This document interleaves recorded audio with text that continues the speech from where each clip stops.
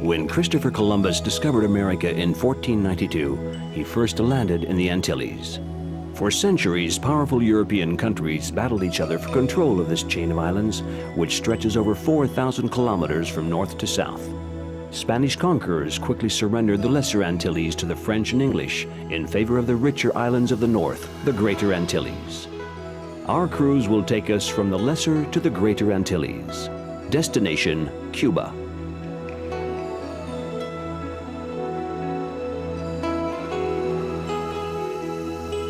The 100-meter Levant French flag waving approaches the coast of St. Barth. In spite of its modest size and high maneuverability, the approach is difficult, and there's tension on the bridge. 145.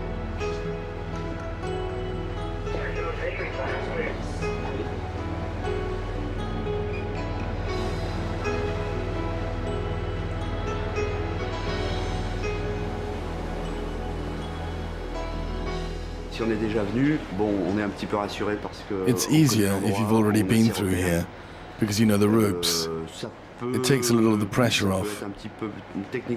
If you don't know the area, you read up on it in advance. As sailors, we always have nautical instructions, maps, advice given to us by other captains. We research, we prepare for it religiously, you might say.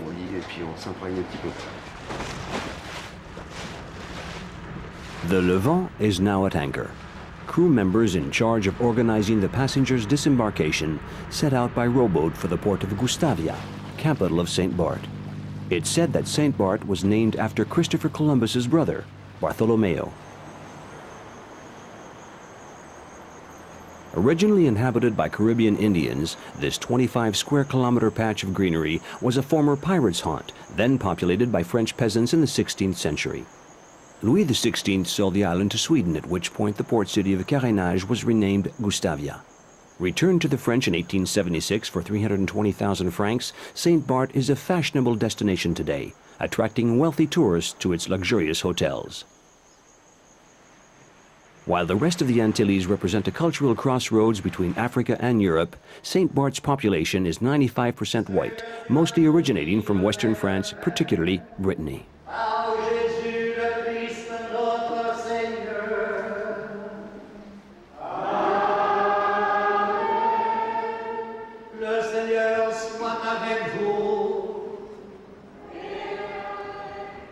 Though not as grand as carnivals in Trinidad or Martinique, St. Barth's Carnival is an attempt to bring the island out of its torpor. Some find the island dull and lifeless, others consider it calm and elegant. But gone are the days when expert sailing was necessary to negotiate the reefs protecting Gustavia, and when St. Barth's turned out some of the Caribbean's best navigators. I've known lots of sailors from St. Barth's. Even those that have sailed on 5 masts who went without a sextant, they were great. When we navigated the Caribbean islands, St. Barth's, Guadeloupe, Martinique, even Santo Domingo, we carried many different things: salt, animals, and salt-cured fish. We spoke French, English, some of us spoke Spanish, so it was pretty easy for us.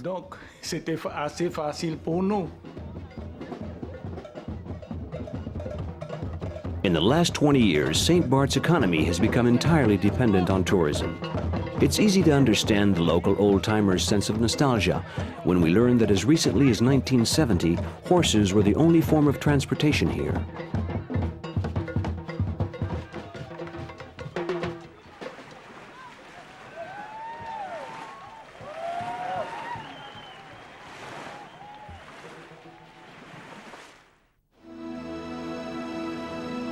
The Levant leaves St. Barth for the Greater Antilles and the Dominican Republic.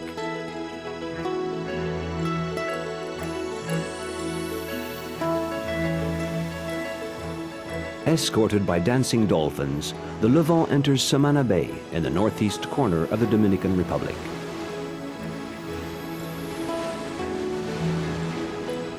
Cabin crew, cooks, sailors, secretaries, everyone rushes to the front of the ship to see the show. Moving further into the bay, the captain carefully navigates his ship into a zone where whales have recently been sighted.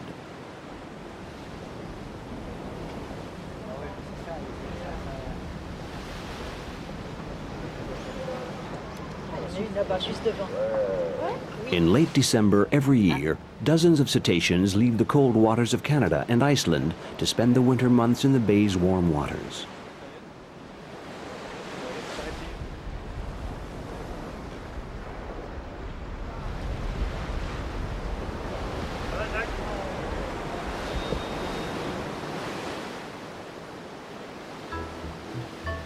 When Christopher Columbus arrived in Samana Bay in January of 1493, he didn't mention seeing any whales, but he did describe the lush shores covered with coconut groves as the most beautiful place after paradise. However, he was greeted with arrows fired by the Siguayo Indians, so he decided not to come ashore.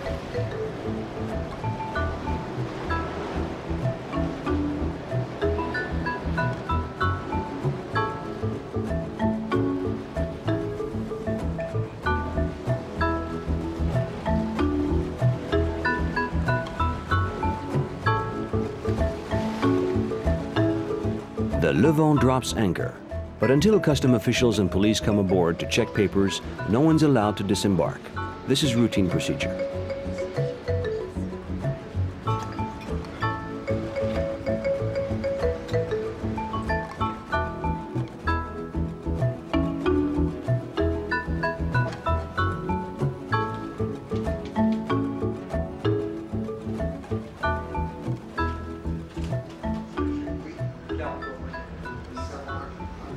While the passengers have breakfast, Audrey gets back to work in the cabins. Every morning when we're working, someone always comes by and says, "Hello, how are you?" It puts us in a good mood. No one ever says hello like that on land, in the street. It's a family atmosphere, you're never alone. The dolphins and the whales were wonderful. Everyone came out to see them. It was my first time, so it was a powerful moment. It put the crew in a good mood for the rest of the day.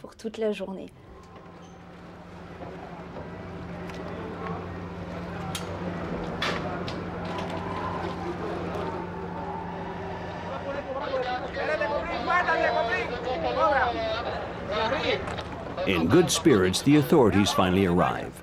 Cruise ships are rare in this region, so curiosity has undoubtedly augmented the size of this official delegation.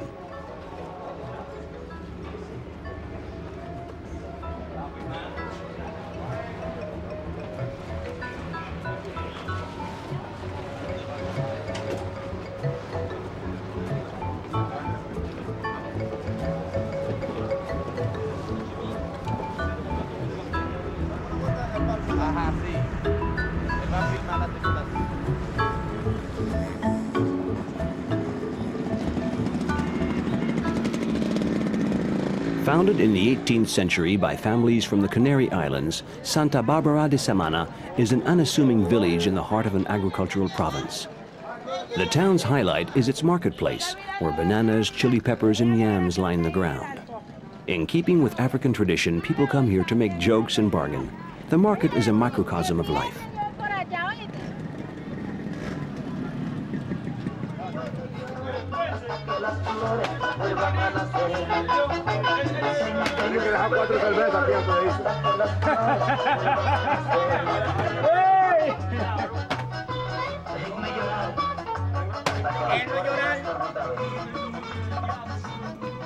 When the conquistadors arrived, 8 million Arawak Indians lived in Quisqueya, the Indian name for the island.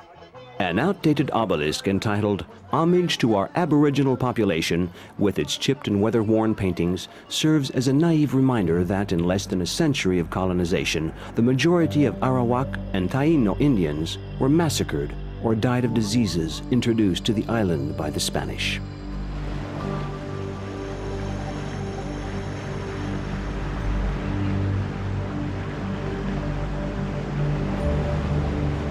Leaving Santa Barbara de Samana, we head for the National Park of Los Haitises, which stretches 60 kilometers along San Lorenzo Bay.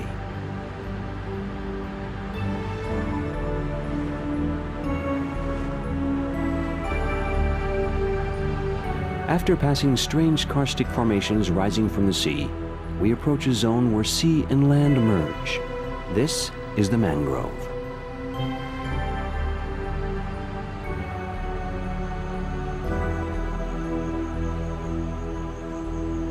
Slowly we enter a forest of mangroves with amazing tangled aerial roots.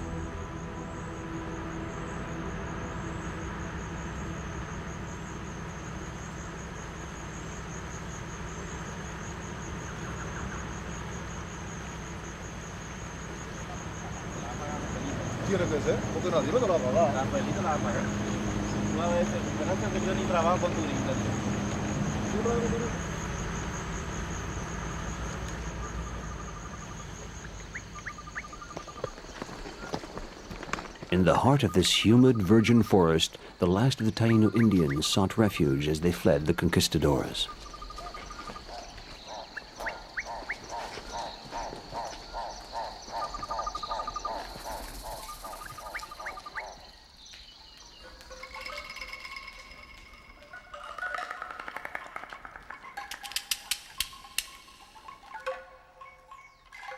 Here, on the walls of these marine grottos, amidst the shadows, the Taino artists recreated a lost world. A world where man lived in harmony with nature, surrounded by animals.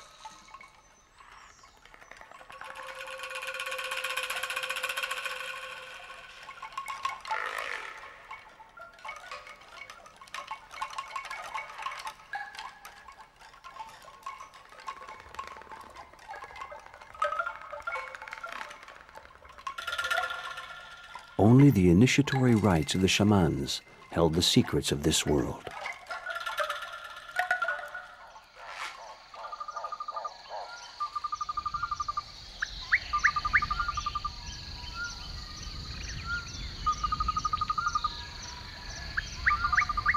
The National Guards who currently live on the site watch over the vestiges of Indian culture and the animals who make their home on the bay's numerous small islands.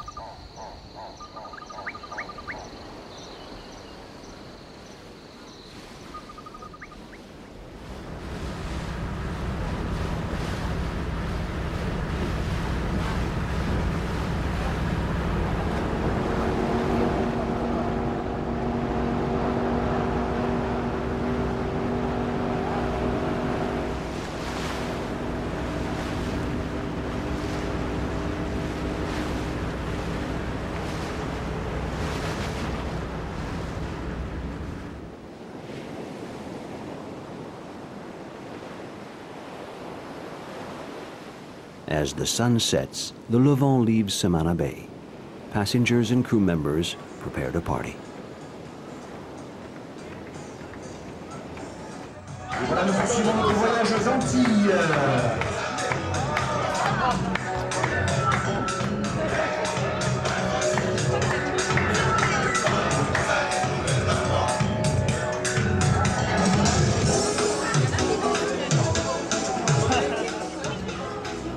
Heading due west, the Levant steers towards the Bahamas.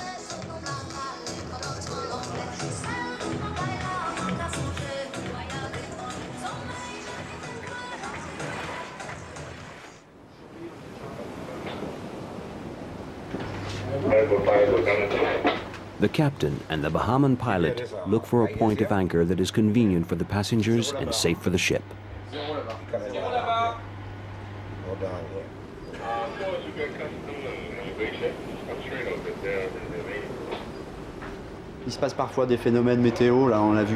Certain meteorological conditions affect the depth of the water, like yesterday in Samana, or here where everything is sand, so even slight changes in the currents create ravines. The levels go up and down, so the maps are never 100% accurate. It's a question of experience. When you've navigated through here a few times, you get a feeling for whether the water is deep enough or not. On va mouiller un tout petit peu plus à gauche que l'autre fois, un tout petit peu sur bâbord, donc pour être sûr que les fonds correspondent à ce qu'on a. Hein.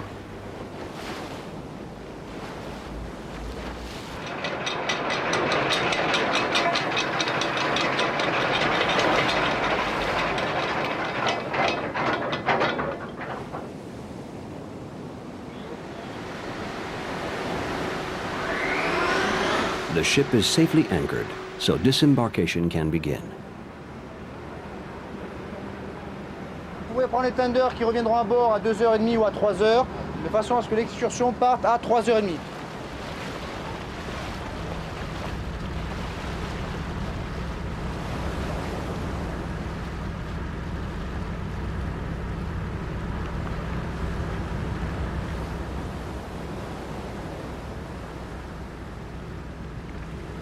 Gliding along the surface of an extremely limpid turquoise sea, we berth in Great Inagua. In Spanish, Inagua means surrounded by water, an appropriate name for this southernmost Bahamian island. From the lighthouse tower, the island looks like a huge flat disk floating on the surface of the ocean.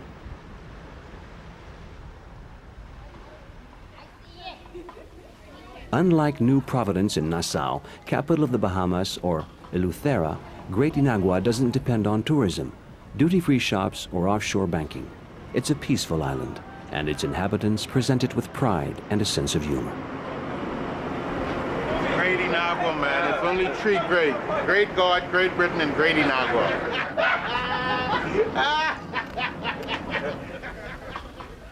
Although the Bahamas gained independence in 1973, there are still traces of British culture. For example, children wear school uniforms. Look at your pictures and try to identify each picture.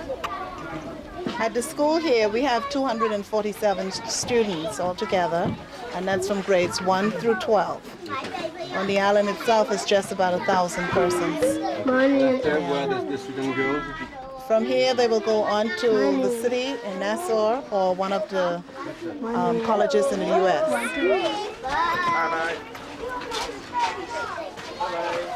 With Cuba in the hands of revolutionaries, American tourists turned their attention to the Bahamas. The tourist industry grew at a startling speed, as did the illegal drug trade. The thousands of tiny islands in the area are an ally to the drug smugglers. The American Coast Guard's mission is to combat the drug smugglers and stand guard against Cuban immigrants. My name is Lieutenant Junior Grade James Knapp. I'm with the United States Coast Guard, and I'm here at Great Inagua at the request of the Bahamian government to assist them to find illegal drug traffickers. Recently, within the last week, we had found about 1,000 pounds of cocaine in Crooked Ackland Islands. On occasion, we also see migrants coming in from several different Caribbean nations that are either making their way into the Bahamas or making their way into the United States. We have to pay special attention to our navigation because we still respect the territorial seas and the territorial airspace of Cuba, and we're not allowed to fly into Cuban waters or airspace, so we do have to maintain that separation. Congratulate you on an almost successful test flight. Thanks. Thanks. So it didn't work out as well as expected. Several rare pink flamingos fly over Lake Windsor. In spring, which is their mating season, the flamingos will congregate here in the tens of thousands.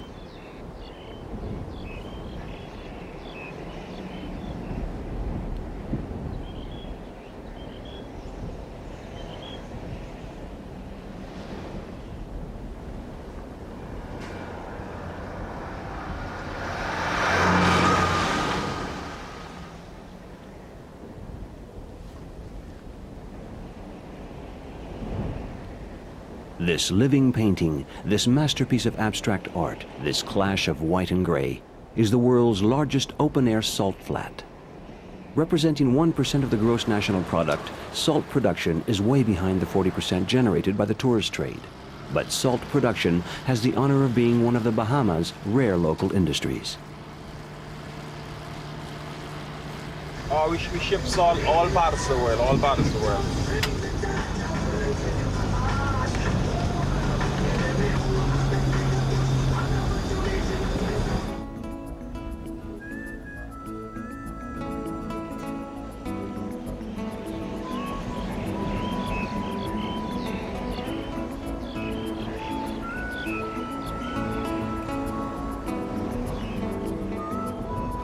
Before it arrives on the frozen roads of Canada or on the tables of Parisian restaurants, Great Inagua's salt piles up near the sea, creating the highest peaks in the Bahamas.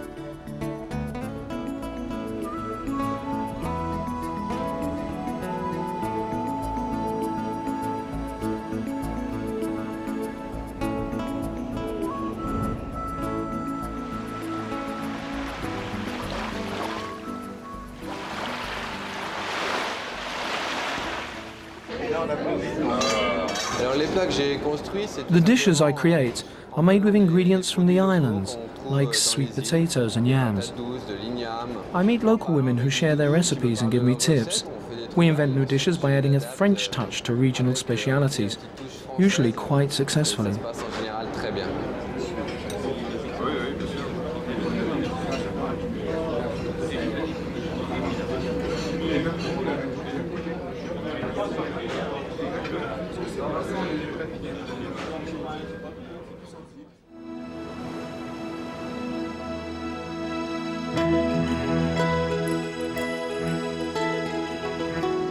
After a night's sailing, the Levant approaches the Cuban coast at dawn.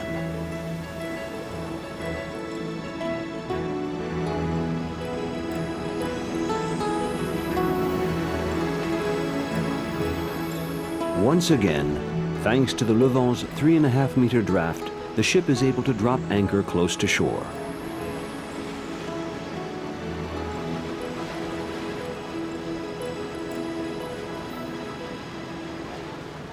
We're in the northeastern part of the country. This region around Barai Bay remains untouched by Cuba's growing tourist industry, recently reactivated by Havana in order to boost the country's ailing economy.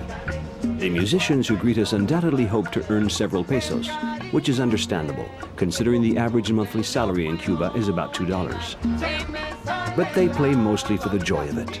It's said that Cuba is the land of music, and it's true. From the smallest village to Santiago and Havana, music fills the air we breathe.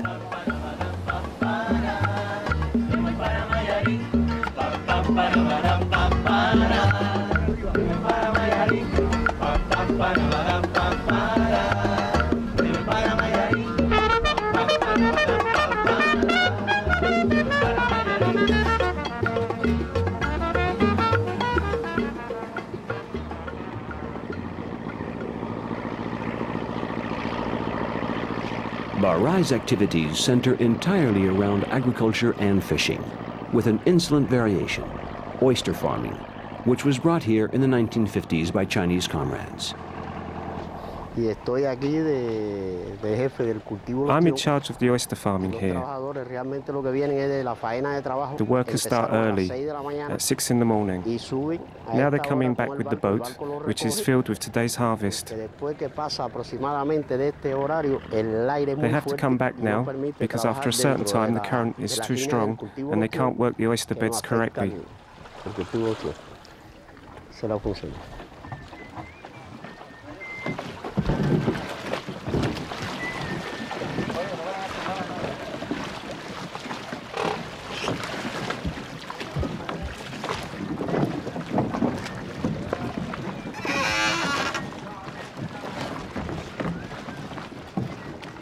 Most of these agricultural workers were farmers who could no longer support their families.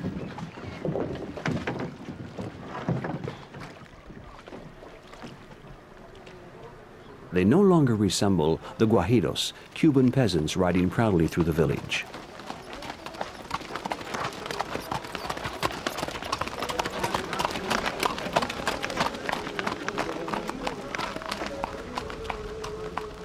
Fond of his land, the guajiro lives with his family in a little thatched house with chickens and pigs running loose outside. It's a simple but fiercely independent life.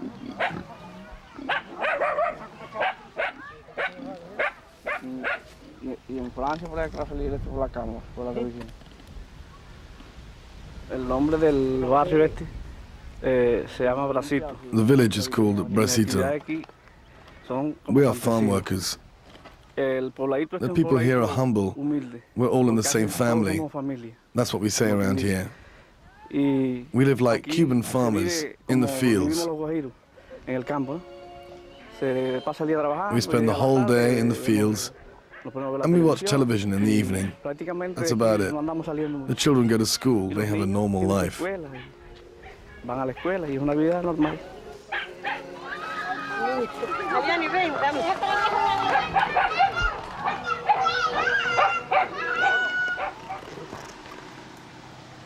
It's impossible to look at the islands of the Antilles without seeing traces of Christopher Columbus. We're following Aliani, Jorge, and Adriana, 3 young school children to a strange monument surrounded by coconut trees.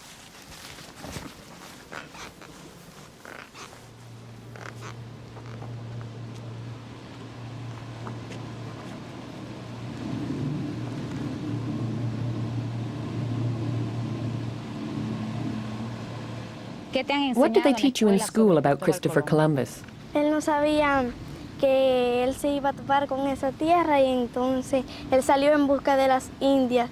Él vino en la Santa María. La Santa María traía 40 tripulantes.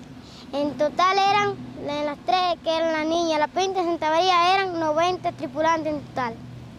Que él desembarcó el 28 de octubre de 1492 y llegó a Punta Gato. Llegó porque vio 2 casitas de aborígenes. Entonces, él andaba en busca de la India. Como no la encontró, la encontró, pero a esos aborígenes les llamó indios. This monument was built 500 years after Christopher Columbus landed here, and I presume that is why this land is so sought after. The monument has a triangular shape, which represents the European part. It symbolizes the penetration of European culture with its neoclassical style into America. The Aboriginal part is an exact replica of objects made by Aboriginal people that were found here. Statues of their gods, amulets, and animal figurines. You will notice that the Aboriginal part is shaped like a half circle. This is because the Aboriginal houses were shaped this way. Dances and religious ceremonies took place in the center of the village. Here the people married. They worshipped the god Batos. It was the center of life for the Aboriginal people.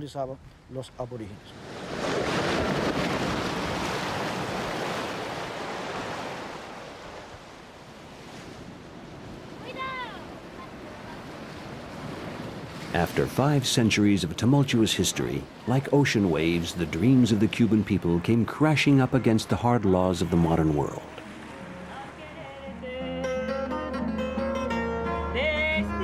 Never mind revolutionary nostalgia and the name of Che Guevara in the song.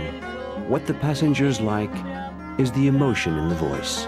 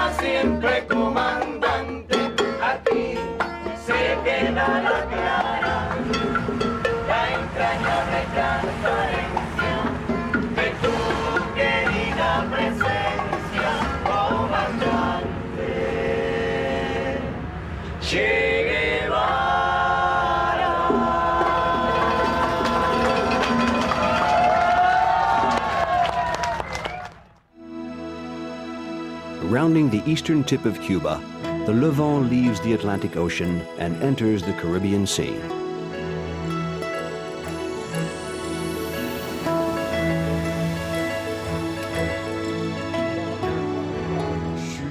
I'm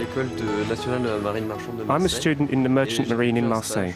I'm doing a year-long work experience to get an idea of what my working life will be like later. You've got to be on the ball, keep an eye on everything that's happening on board when you're on bridge watch duty. Make sure the instruments are working, keep the alarms from going off. It's quite strict on that level. I thought the officers would keep to themselves, not mix with the passengers. But there's a lot of camaraderie among crew members, much more than I imagined there would be.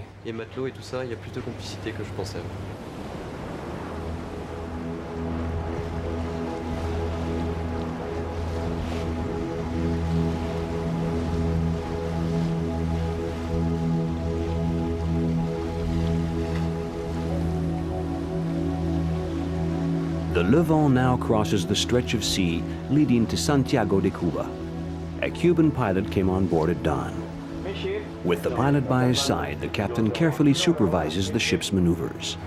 The two men communicate in English, but misunderstandings are always possible. Everyone counts on the pilot, that's for sure, because he's the one who knows the area. This is especially true when you come to a place for the first time, but the captain controls everything. When the pilot gives a helm order, like this, the captain listens and repeats the order. He relays the message from the pilot to the helmsman. The captain is always responsible for the ship, even when the pilot is present.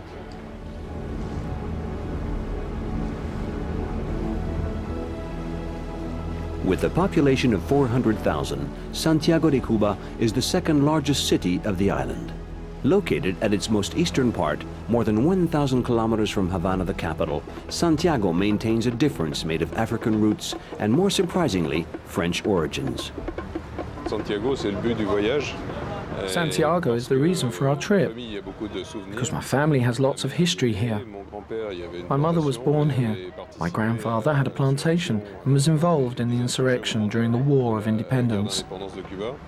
I've never been to Cuba before, so it's interesting for me to discover this country that my grandmother always talked about.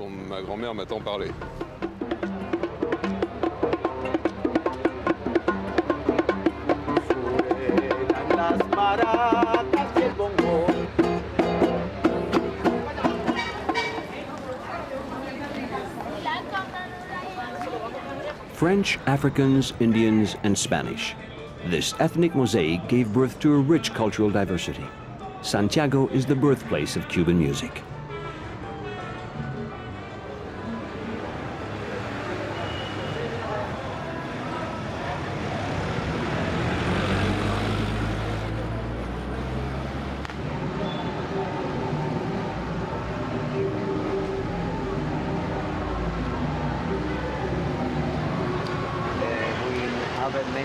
Founded in 1515 by the Spanish conquistador Diego Velázquez, Santiago de Cuba is the oldest town in the Americas. Santiago prospered as the first capital of the Spanish Empire in the New World.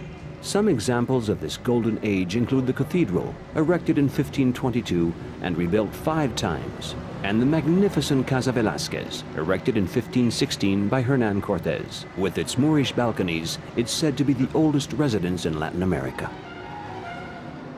Left behind by Spanish masters in favor of Havana, Santiago spent several centuries in anonymity. But in 1791, 27,000 French settlers arrived in Santiago, seeking refuge after the slave rebellion in Haiti. Elegant dances brought over by the French became all the rage. The quadrille was the most popular. The first authentically Cuban music was born when these French dances were infused with African rhythms. The house where the poet and patriot José María Heredia was born dates from this period. Heredia fought for the independence of his country. Rebellious yesterday, welcoming today, heroic tomorrow. Santiago's motto leaves no doubt as to the town's participation in the various struggles marking Cuba's history. Santiago honors its heroes, Carlos Manuel Céspedes, father of the homeland, and Fidel Castro.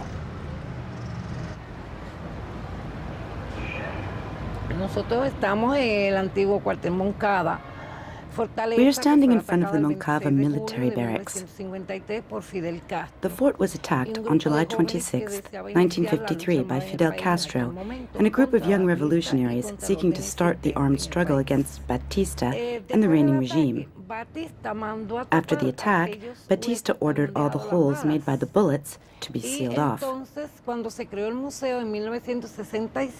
the museum was opened in 1967, the holes were opened up again so that the present and future generations and all the people who visit the museum could see exactly where the attack took place.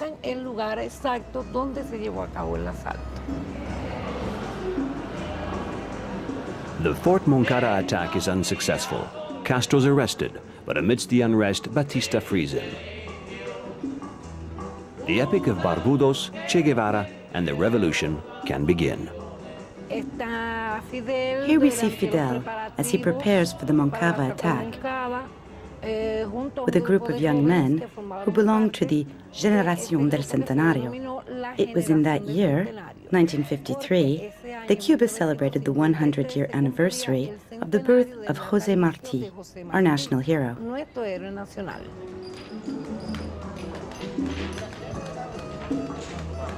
In the sultry air of early evening, light years away from the dogmas of the revolution, Santiago's neighborhoods come to life like so many little villages in the middle of the city. Time stands still, and leisure takes over.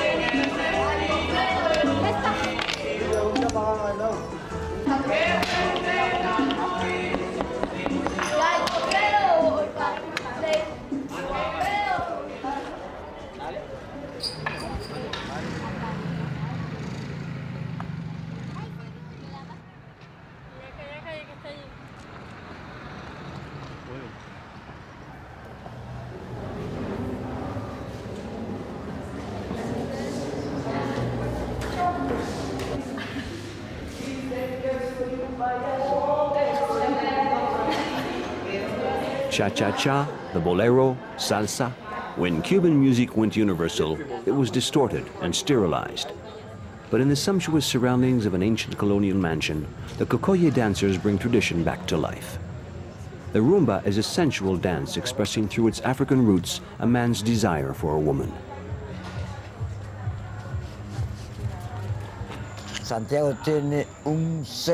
Santiago is unique in this country, beyond the fact that we are the only ones who know how to dance the rumba.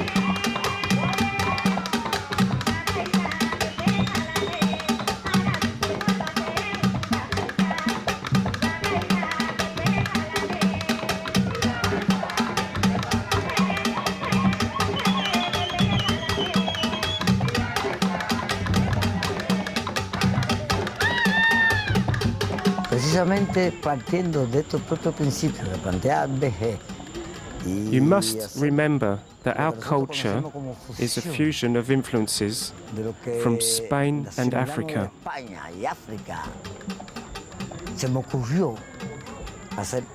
It is those influences which gave me the idea of creating a movement of music and dance that corresponds to our culture and customs.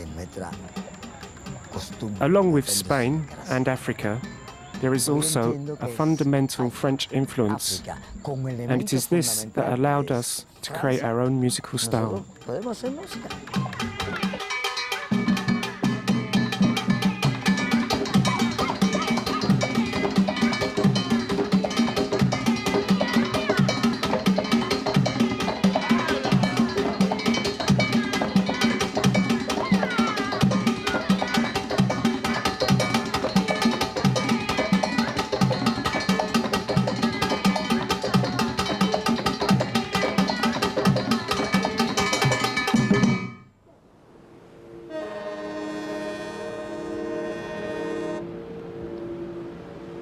Our cruise has ended in Santiago.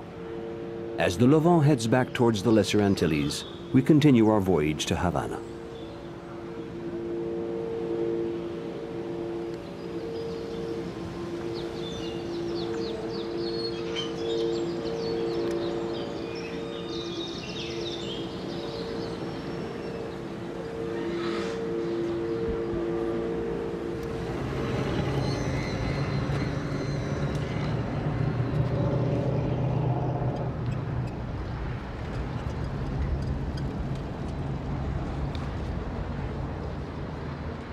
In Havana, the gigantic Plaza of the Revolution is filled with the ghosts of Che Guevara, José Martí, and the Cuban Revolution, the anniversary of which is still celebrated here every year.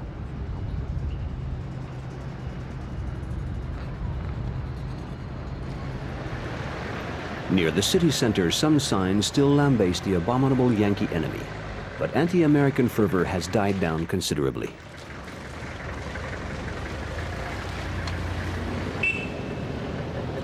Abandoned by the Russians, who no longer supply petrol, strangled by the American embargo, Havana residents sink deeper into economic crisis. To combat the problem, the country has opened its doors to tourism. Amidst the kaleidoscope of cliches boasting Havana's attractions, like music and cigars, it's amusing to find old American cars.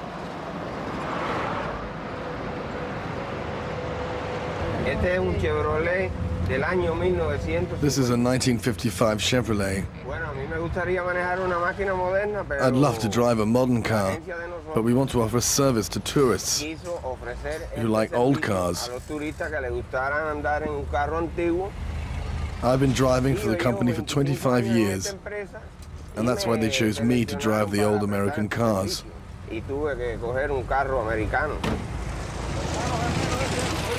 Nearly 100,000 old American cars drive through the streets of Havana. Chevrolet Bel Airs, Buicks, and Ford Thunderbirds make up an impressive collection of American cars from the 40s and 50s. These cars are carefully looked after and repaired in inventive ways in order to push their lifespan to the maximum. Cubans love their American cars, which often hide less romantic Japanese engines under their hoods. Taxis await their passengers, but competition is fierce now that bicycle taxis have hit the scene.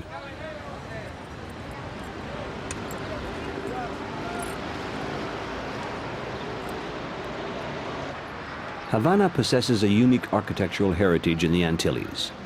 Since the country opened its doors to tourism in 1991, there's been an attempt to make up for 30 years of neglect and abandonment.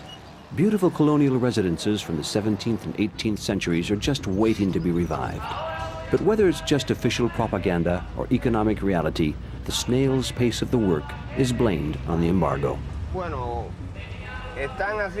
Well, it's a shame, but they're in this condition because of the imperialist embargo and the lack of materials to repair them.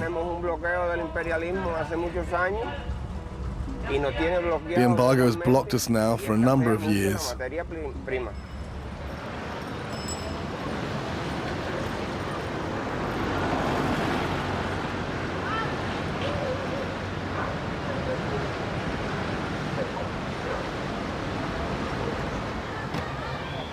School children stroll along the shady lanes of Prado, which are lined with elegant homes.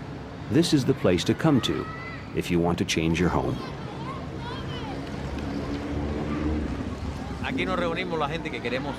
People come here when they want to exchange their houses.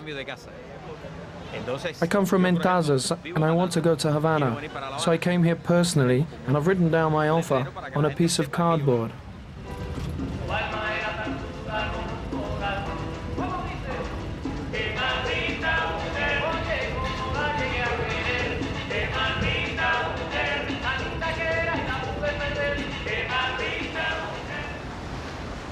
In spite of scars caused by time and human ingratitude, the Malecon still offers its long row of pastel-colored column houses to the sea winds.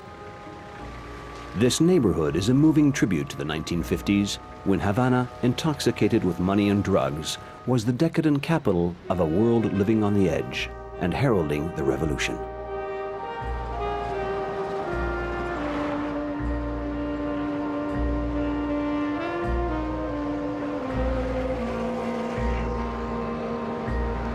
Stars and mafiosos have long since left the Malecon's elegant homes. But the men and women who remain here are sincerely fond of their neighborhood, despite precarious living conditions.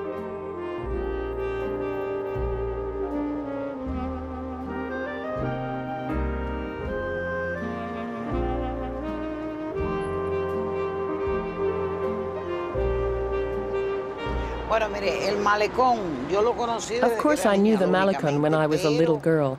There have always been problems because of the sea and the salty air. It's been very difficult to get the interior renovated. So for all of these reasons, it remains in its current state. We've never been able to get the necessary work done on the Malecon. But today, Eusebio Leal's project, to classify the area as a patrimony of humanity, will allow it to be renovated like old Havana was.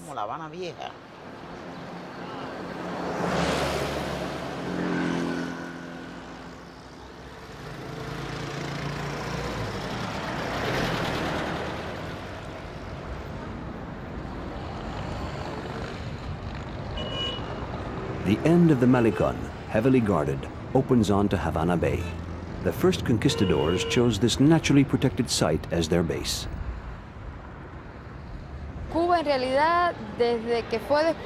Because of its location, Cuba has occupied a very important place in Spanish history, ever since Christopher Columbus discovered it in 1492, and Diego Velázquez began colonizing it in 1510. Cuba is known as the key to the New Gulf, and Havana is known as the capital of the New World.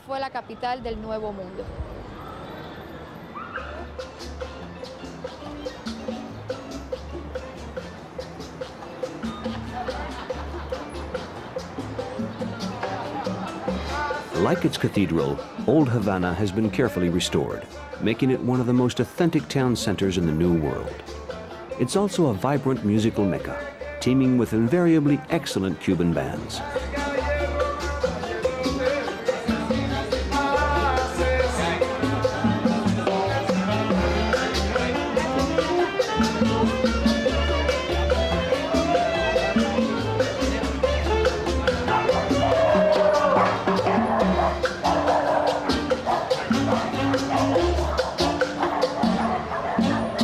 The famous Bodeguita del Medio is just several meters from the Plaza de Armas. This old grocery store, opened in 1942, rapidly became a meeting place for artists. Hemingway would come to listen to music and drink mojitos, a cocktail of white rum, lemon, and mint leaves.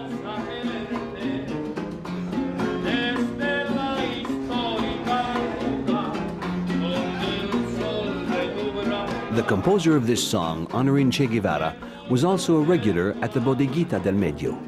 The song is covered by every band in Cuba and has become a veritable national hymn. But what story does this song tell?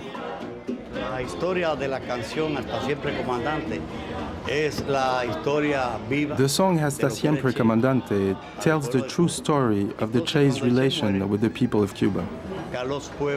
When the Che died, Carlos Pueblo, the author, said he wanted to pay tribute to the Che passing away, and how sad the Cuban people were left. So he wrote this song to say that even dead, he was still present in their memory. When they said their goodbyes, the Che would say, Hasta siempre, comandante, until forever. And Fidel would answer, "Hasta luego, comandante," until later. So Carlos Pueblo called his song "Hasta siempre, comandante," in memory of the Che and the Cuban people.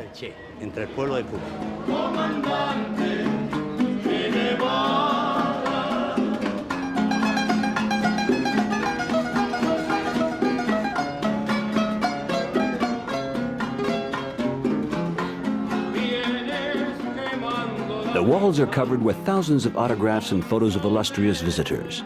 Though there are more tourists than artists coming here today, Bodeguita del Medio retains a highly authentic atmosphere.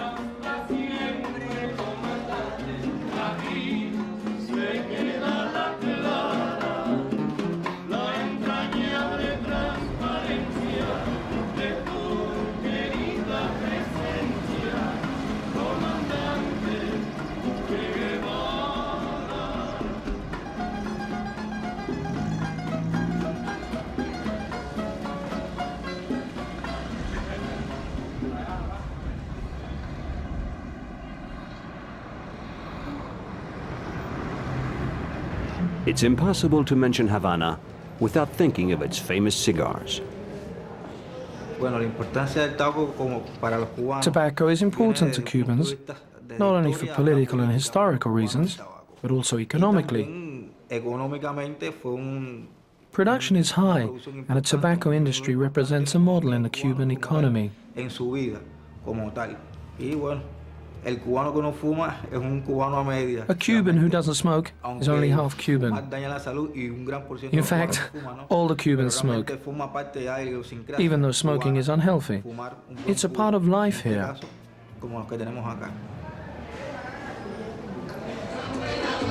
Our tour of Havana ends with its most famous cabaret. Founded in 1931, the Tropicana is the only establishment that has stayed open since the revolution. The Tropicana show is kitsch, but high quality. It reunites all of Cuba's paradoxes and fantasies. It's a world of glitter and glamour in a country eroded by recession. A link to the wild pre-revolutionary years. Is the Tropicana simply a nostalgic look at days gone by? Or is it a glimpse into Cuba's future?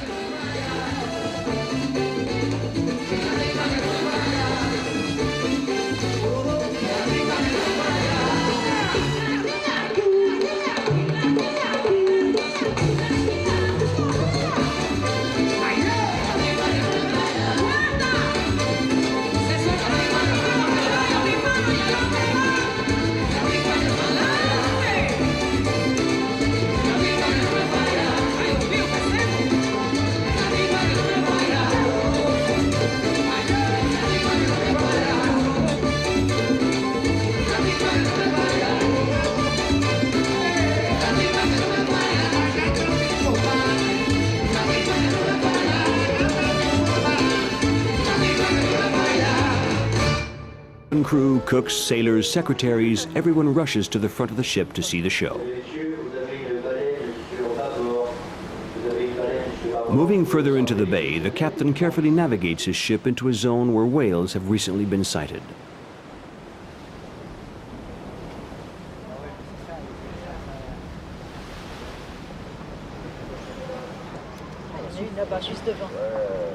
In late December every year, dozens of cetaceans leave the cold waters of Canada and Iceland to spend the winter months in the bay's warm waters.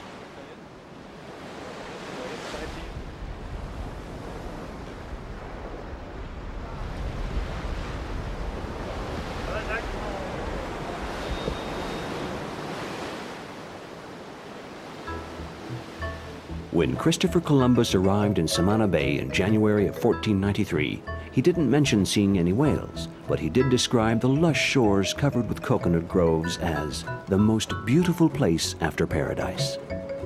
However, he was greeted with arrows fired by the Siguayo Indians, so he decided not to come ashore.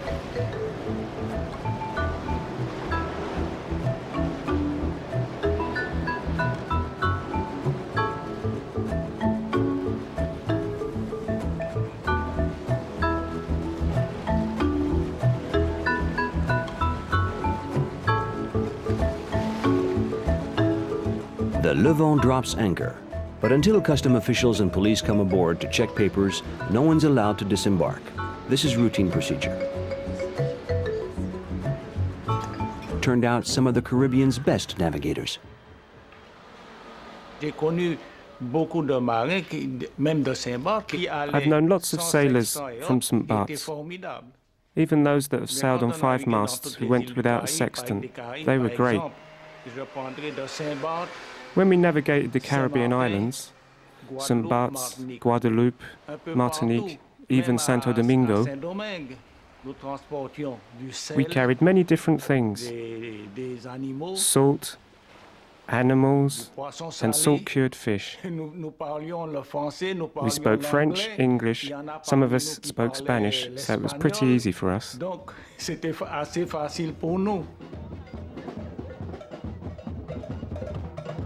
In the last 20 years, St. Bart's economy has become entirely dependent on tourism.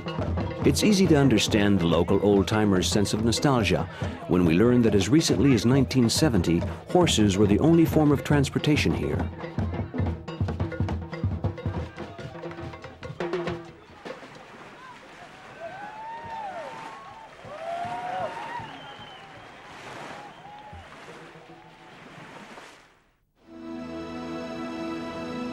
The Levant leaves St. Bart for the Greater Antilles and the Dominican Republic.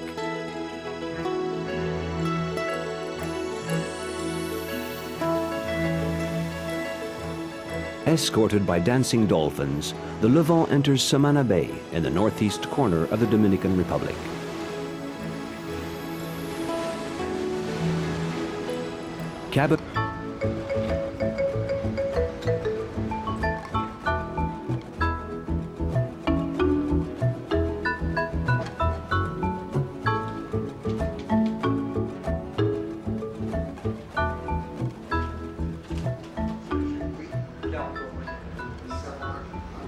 While the passengers have breakfast, Audrey gets back to work in the cabins.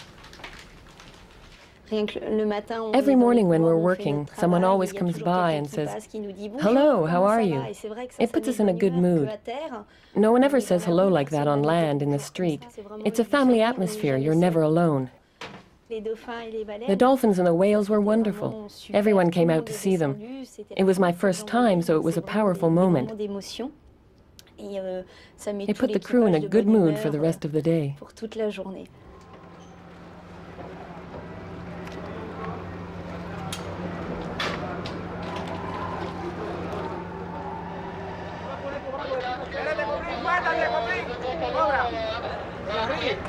In good spirits, the authorities finally arrive. Cruise ships are rare in this region, so curiosity has undoubtedly augmented the size of this official delegation.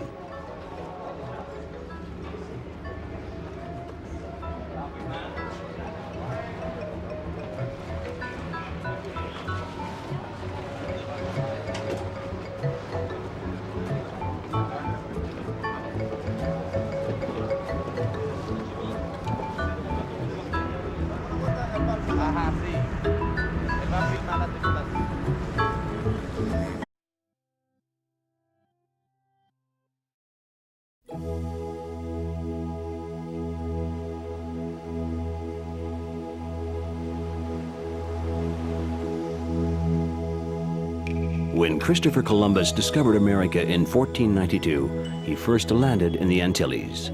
For centuries, powerful European countries battled each other for control of this chain of islands, which stretches over 4,000 kilometers from north to south. Spanish conquerors quickly surrendered the Lesser Antilles to the French and English in favor of the richer islands of the north, the Greater Antilles. Our cruise will take us from the Lesser to the Greater Antilles. Destination, Cuba.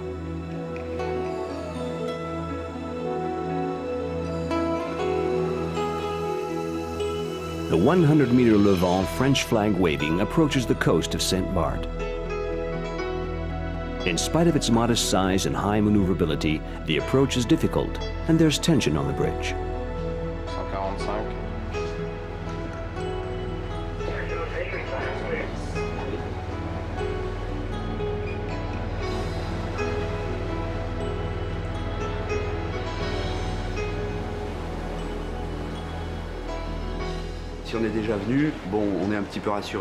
It's easier if you've already been through here, because you know the ropes. It takes a little of the pressure off. If you don't know the area, you read up on it in advance. As sailors, we always have nautical instructions, maps, advice given to us by other captains. We research, we prepare for it religiously, you might say.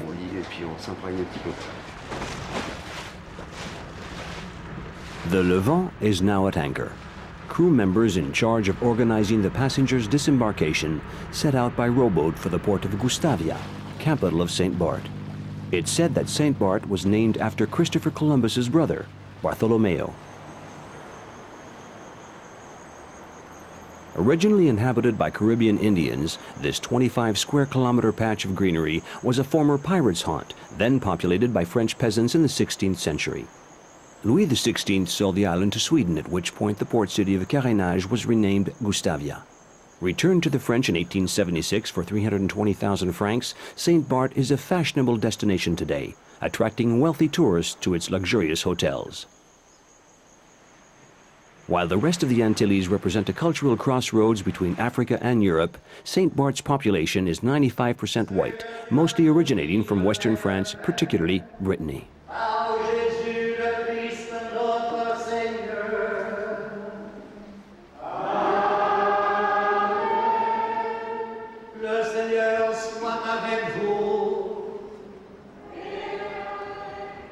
Though not as grand as carnivals in Trinidad or Martinique, St. Bart's Carnival is an attempt to bring the island out of its torpor.